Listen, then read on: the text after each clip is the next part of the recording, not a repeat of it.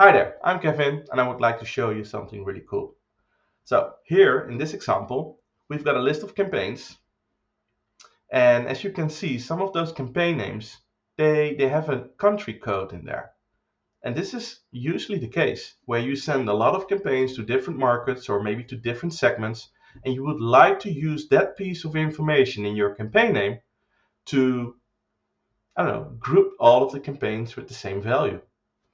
Basically extract that value and use it in a different column so you can use it.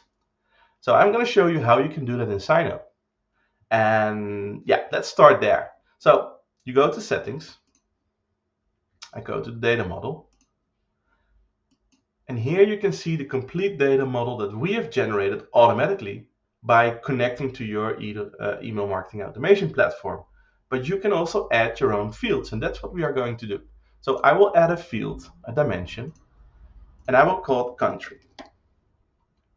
And the data type is also country in this case. There you are. And now I can set custom rules to determine what the value needs to be automatically. So you can see this is automatically tagging system.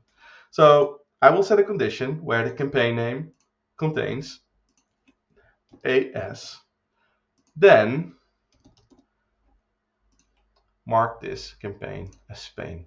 And I will add another one just for the example, which is also campaign name.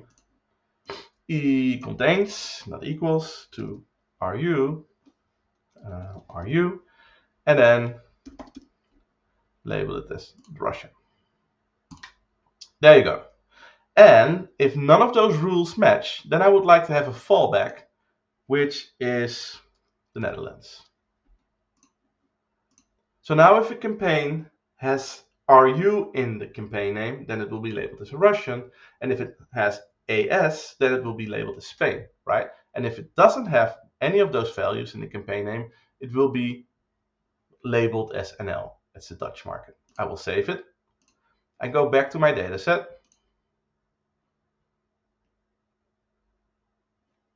And now you see an extra column is added. And all of the campaigns that match the rule will be labeled as Spain. Let's see if there is something. Oh. So there's one found in Russia, and the rest is AS, and the rest is Dutch. And you can use this dimension anyway. You can use it in your dashboard. You can use it to group it. It's a very flexible system. So now you can add your own dimensions, which is cool, right? So I have another use case that I want to demonstrate real quick. And as you can see, we have two different metrics. We got our opens and we got our revenue. And in SEINō, you're now also able to create your own metrics with your own formulas. And that's what we are going to do. So what I would like to add is a metric where we calculate what the value is for each open. So I go back to settings, go to my data model. I will add a field, but this time it will be a metric. I will call this value for each open. Sure. And the expression will be simple. We give you a list of all the metrics that we found so you can use them and find them real quickly. And I know we start with revenue. Oh. Revenue divided by open. And that's it. We automatically see that it will be a currency. It could be a percentage or a duration. That depends on the metrics you've selected here. But in this case, it will return a currency value. So I will save this. I will save this. I go back to my report. And here you can see an extra metric is added.